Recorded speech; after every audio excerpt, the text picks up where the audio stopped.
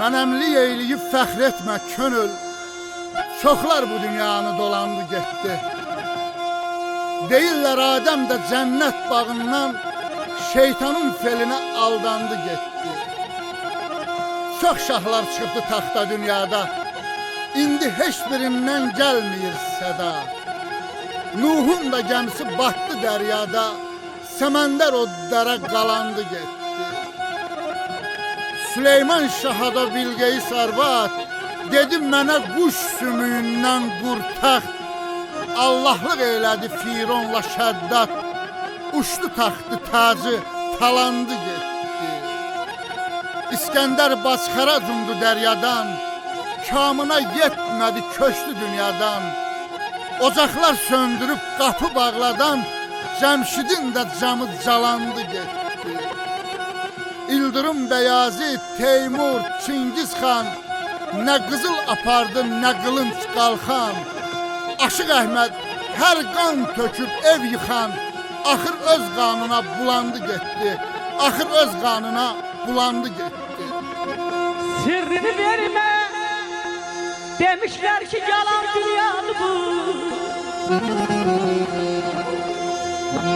Sirrini vermə, demişlər ki yalan dünyadır bu. Cahilən adana öz beyni salan dünyadır bu.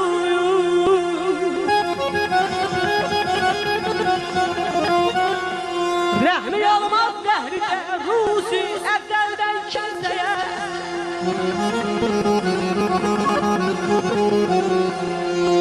Rəhmi olmaz dəhridə Rusi əzəldən kimsəyə. Əhli elmin, alimin, canın alan dünyadır bu.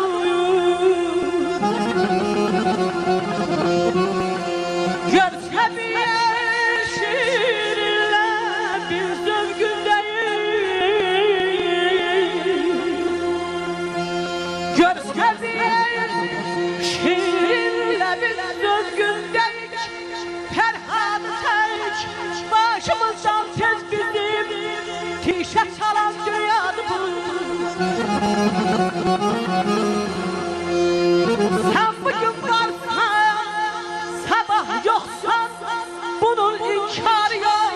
Qara geyməz heç kimə bir dərd olan dünyadır bu. Azadlıq dünya yenə şairlərə hörmət qılır. Öz sözüyle mailiyim ya da salan dünyadır bu.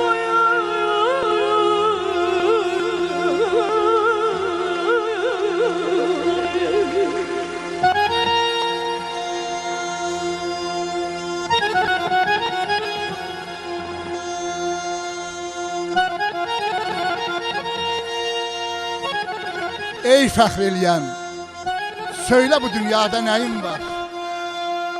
Keçmiş gələcək günləri sal yadə, nəyin var? Sən bilmə ki ömrün quşu cövlan edər hərdəm, pis gündə sənin çatmağa imdadə nəyin var?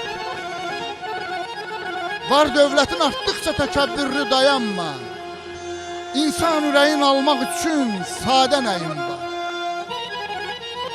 Çox Fatihi məğmun eləyibdi qoca dünya, bu halına bir söylə ki amadə nəyin var? Dünya malını çox sevərək bağrına basma, bir gün qalacaqdı qohuma yadə nəyin var? Bu fəxridir aləmdə sənə əgər əməl etsən, qurban verəsən yaxşı bir övladə nəyin var? Dəryalərə bənzər bu sənət aləmi Bakir, sən söylə görüm, bir belə dəryada nəyin var?